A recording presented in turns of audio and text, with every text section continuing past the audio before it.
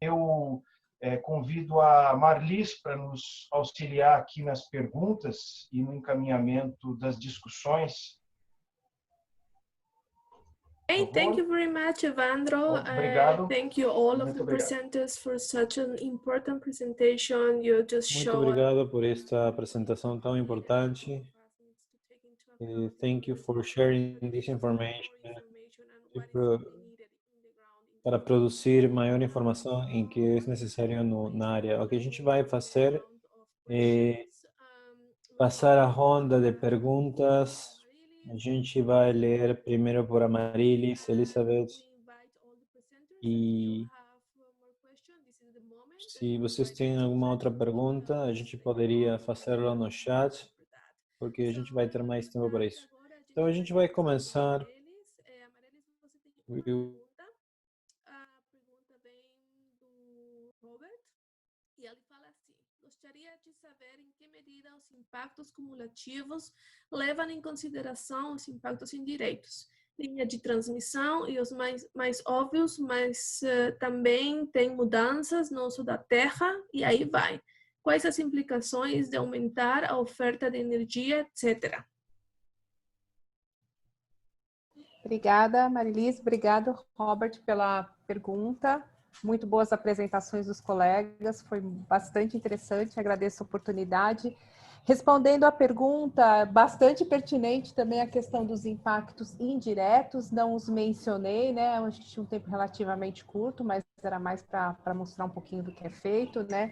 Os impactos, o instrumento de avaliação de impactos cumulativos, né? Ele tem como objetivo avaliar os impactos, né, que se acumulam no tempo e no espaço, né, de modo simplificado, né? Ou seja, então, num dado recorte temporal e ao longo do tempo, né? Então, eles focam principalmente nessa questão dos impactos, muitas vezes pequenos, que se somam, né? Ou impactos diferentes que podem, né? Ou seja, que podem, então, como a gente fala, se multiplicar, né? A definição é de impactos sinérgicos, né? Os impactos indiretos, ele mencionou bem a questão das linhas de transmissão, né? E outras, né? Hidrovias, vias terrestres e tudo mais, né? Eles são impactos que são melhor abordados, né? Se a gente tiver aquele instrumento que eu coloquei da avaliação ambiental estratégica, né? Que esse é um instrumento que visa avaliar impactos, né? Inclusive os próprios cumulativos e sinérgicos, que não conseguem, né? Até por suas características, serem avaliados nos instrumentos individuais, no estudo de impacto ambiental, tá? Então, muitas vezes a gente critica, né, e a gente viu um momento em que a gente está tendo, né, bastante discussão com relação à política ambiental brasileira, né, a questão das mudanças aí nos instrumentos de tomada de decisão, querendo mudar, né, a questão do licenciamento ambiental, e muitas vezes se joga um peso muito grande, né, aproveitando aí o gancho da sua pergunta para explorar um pouco isso. A Marisa falou o tempo da pergunta, eu vou tentar ser concisa, mas para explicar um pouquinho essa questão dos impactos indiretos. Então, muitas vezes a gente espera que o estudo de impacto ambiental de uma hidrelétrica vai equacionar os problemas que são do planejamento. Então, a gente não pode esperar que aquele empreendedor que vai fazer hidrelétrica, ele consiga também, né, embora desde a diretriz dos estudos de impacto ambiental a gente tenha que avaliar também os impactos indiretos, né, a questão da ação, né, até de atribuição dos empreendedores, ela é muito mais limitada nesse sentido. Então, a gente tem discutido bastante né, ou seja, para que se use de modo sistemático no Brasil o instrumento de avaliação ambiental estratégica. Então, como seria essa articulação aí, Robert, para até da integração? Então, a avaliação ambiental estratégica, ela pode ter o foco tanto no próprio setor, mas vai considerar planejamentos correlatos, ou no desenvolvimento, tá? Isso não significa prescindir da avaliação ambiental integrada, de estudar os impactos, né, em termos de bacia, porque isso é um ganho, a gente só pede para fortalecer, e dar espaço para o EIA de projetos, né, discutir as questões que são, né, que tem, ou seja, que estão voltadas aí aos impactos do empreendimento. Tá? Então, a avaliação, voltando aí à pergunta original, a avaliação de impactos cumulativos, ela foca mais nos impactos cumulativos e sinérgicos, né? E a questão dos impactos diretos, ela é melhor avaliada num outro instrumento que vai avaliar o planejamento e avaliação ambiental estratégica. Era isso. Thank you very much. And now we are going to Elizabeth Anderson. We have Muito obrigado. Agora a gente vai passar. and then if we have more time, we're going to go back to the next A gente question. vai ter mais tempo para ir à seguinte pergunta.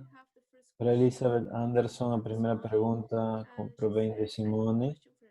Eu tenho uma pergunta para Elizabeth. Como é que planeja traduzir aquele projeto de pesquisa hacia uma tomada de decisão de uma geração de políticas? Por exemplo, fechar a brecha do conhecimento. A segunda pergunta provém da Renata. Ela fala: muito obrigado, Elizabeth, uma apresentação muito interessante. Eu gostaria de saber se há alguma pesquisa sobre aqueles programas que permitam monitorar algumas espécies de peixes e conhecimento local. E se há alguma pesquisa em uma escala maior que mida os impactos na área do Amazonas nos sistemas maiores. Muito obrigado, Marli. Simone, muito obrigado pela pergunta. A primeira pergunta sobre como esta informação poderia ser traduzida hacia uma tomada de decisão e tomada de políticas. Eu acho que desde a iniciativa Rios Vivos, a gente tem aquele programa de diplomado, que tem um programa de diploma na Universidade Javeriana da Colômbia, que foi um veículo que permitiu compartilhar a informação com aqueles que tinham a poder de tomar a decisão, especialmente de como a gente vai fazer uma gestão em relação à gestão de projetos. Há um programa que se chamou Sócios para a Conservação da Amazônia Colombiana, que foi apresentado no mesmo formato do diploma, e a gente tem alguns aspectos científicos, professores que foram envolvidos na tomada de decisão, na locação daqueles serviços. Nesse caso foi For Colômbia, mas o segundo projeto foi para toda a região. Então, em relação aos aspectos de evaluação, a Sociedade de Conservação da Vida Selvagem permitiu incluir campanhas, uma distribuição da informação de uma forma ampla, e a gente não tem certeza como que ele vai operar, mas estamos começando com isso e eu acho que a gente precisa de trabalhar nisso e vai surgir nos meses futuros. Muito obrigado, Renata, pela pergunta. A primeira parte sobre a pesquisa dos programas que vai conectar monitoreio e peixes. Há muitas publicações que surgiram, algumas delas do Amazonas, que produziram um artigo que eu poderia compartilhar com vocês ou com os organizadores, que mostrava quanto a recoleta de conhecimento local foi uma forma de identificar a migração de peixes. Eu acho que foi no Tapajós, o rio Tapajós. O seguinte, Tiago Couto, Natália Pailan, que trabalharam comigo, com Mariela Pulido Venosa, conduziram uma análise da literatura sobre as comunidades ou ciência participativa.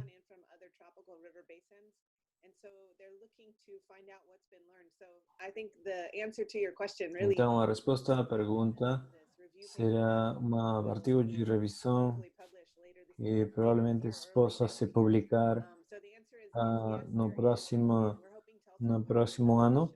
E a gente pode aprender daquela iniciativa. A segunda pergunta é sobre a maior escala, que vai ligar o impacto do Amazônia Andina e a Amazônia da floresta.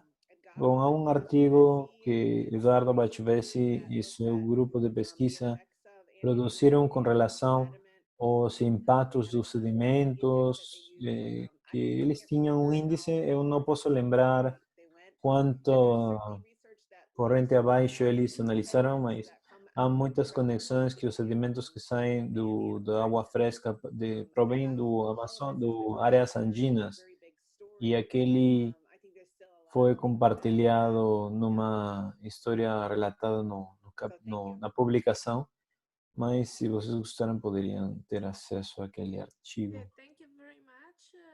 Muito obrigado pela resposta.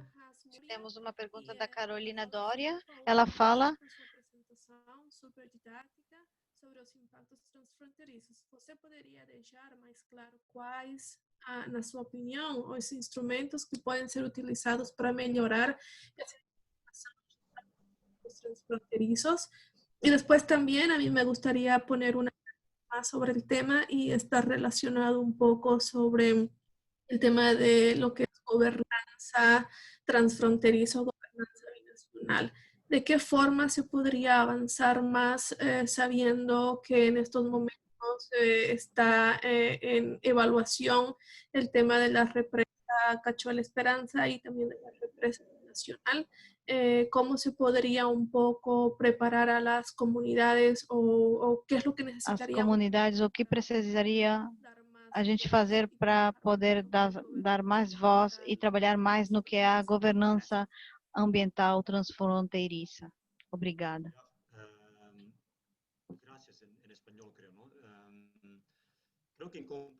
Eu acredito que, comparando com 20 anos atrás, a gente tem 3 componentes, e esses 3 componentes de integração básicos são a gestão transfronteiriça a nível de pescadores, cooperação, intercâmbio de informação, a busca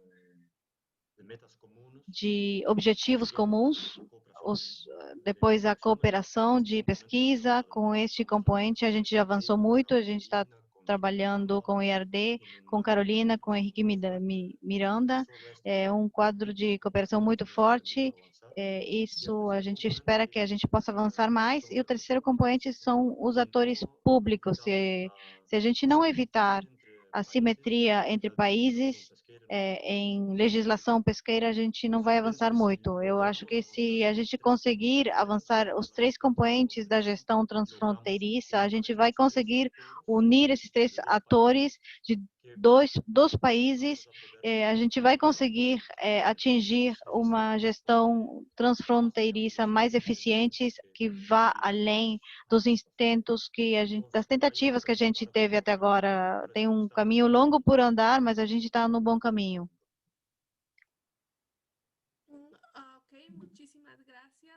Muito obrigado. Aqui também tem uma pergunta mais. Vamos dar uma roda mais de pergunta para cada um, para ir fechando com esta roda de perguntas.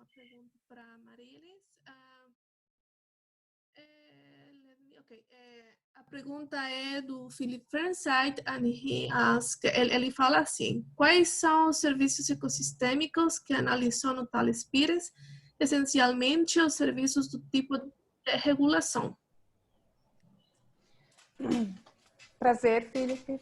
Obrigada pela pergunta. Como eu comentei, essa é uma tese de doutorado, a gente está inclusive trabalhando na publicação final, e a ideia da tese era exatamente mostrar como a avaliação dos serviços ecossistêmicos poderia fortalecer o processo que já é implementado, já é usado, ou seja, pelos planejadores do sistema hidrelétrico, a avaliação ambiental integrada.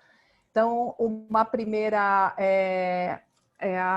a associação foi exatamente buscar, então, quais os serviços ecossistêmicos tinham um diálogo com os impactos cumulativos, até a gente chegar na escala aí ou seja, na parte aí dos serviços prioritários.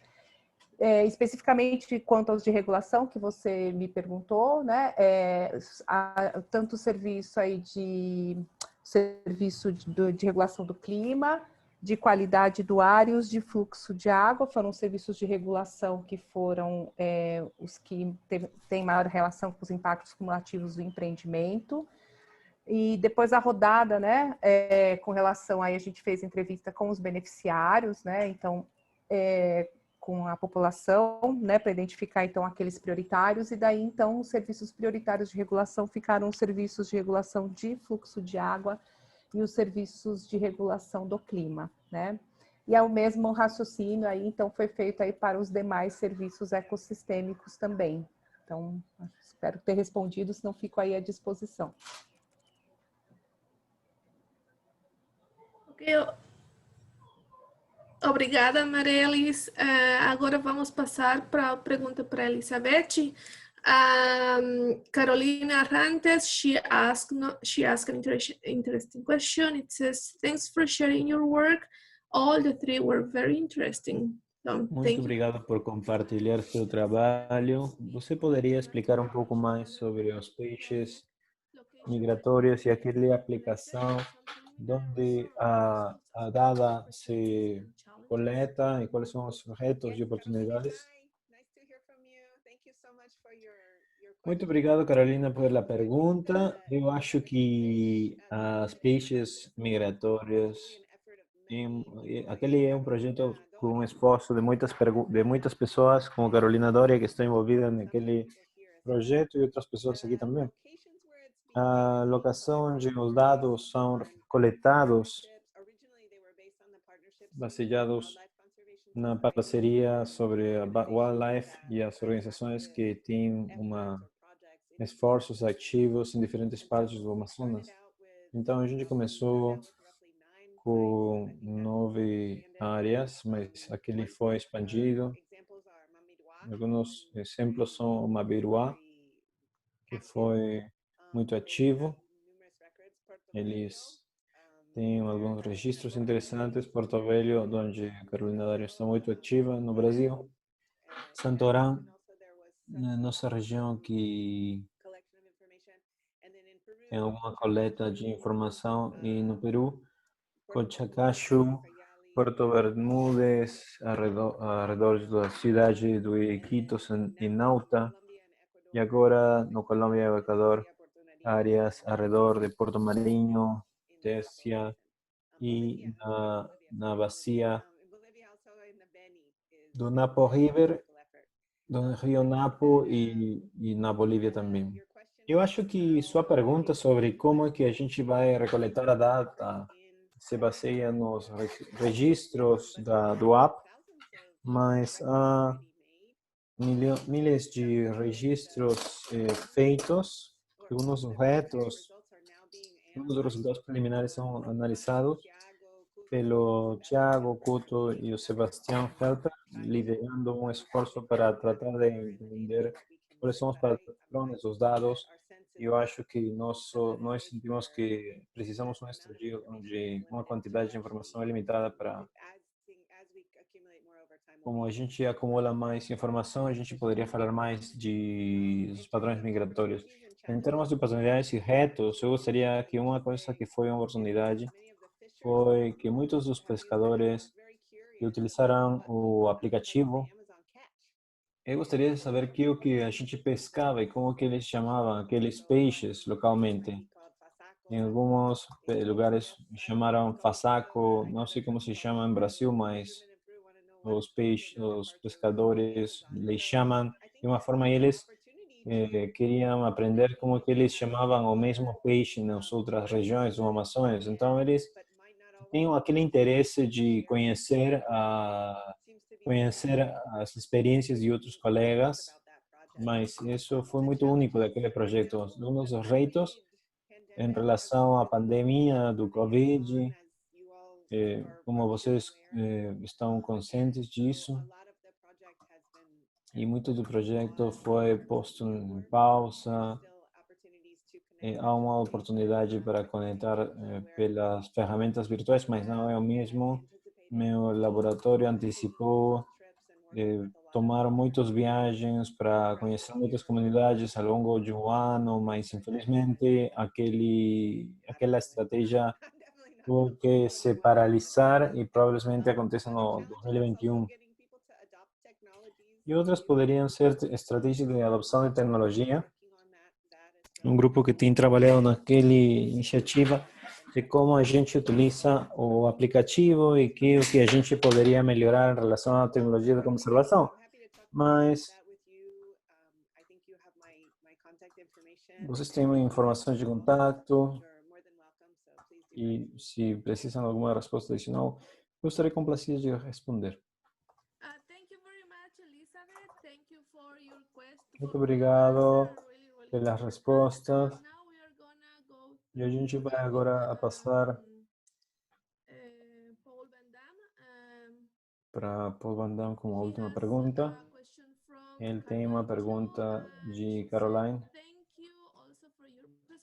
E muito obrigado pela apresentação. Você mencionou a possibilidade da extensão do peixe-gato.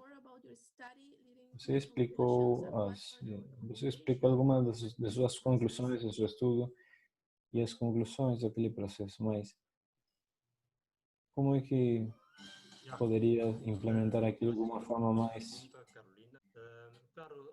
Gracias por la pregunta, pela pergunta. Até agora, a possível extinção em hipóteses, a gente tem dados, Carolina tem dados, Fabrício tem dados, que sugerem que a espécie poderia estar na confluência dos rios Beni e Madre de Dios, para coletar os últimos dourados que a gente encontrou, os fotolitos, para investigar se os indivíduos que estão aqui são animais, as mães que puderam passar há 10 anos atrás, ou se são as crias dos peixes. Então, a pesquisa está permanente em renovação para demonstrar onde a gente chegou com essas espécies.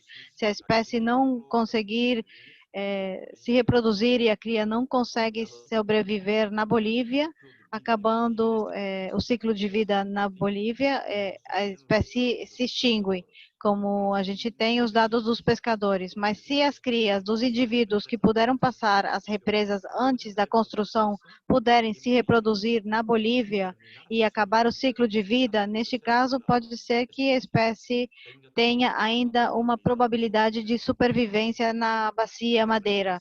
A espécie vai aparecer em outras bacias.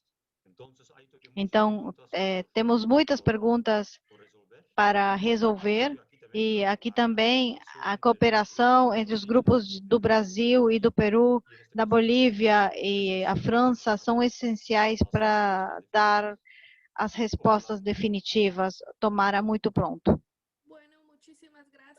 Muito obrigado. A gente agradece novamente aos nossos 3 painelistas. A informação tem sido muito relevante e também a gente abre a possibilidade de que qualquer participante que queira mais informação pode continuar se contactando pelo bate-papo, e com cada um dos palestrantes, vamos com o Evandro agora. Muito obrigado, Marlis, pela sua mediação entre perguntas e o retorno dos nossos debatedores.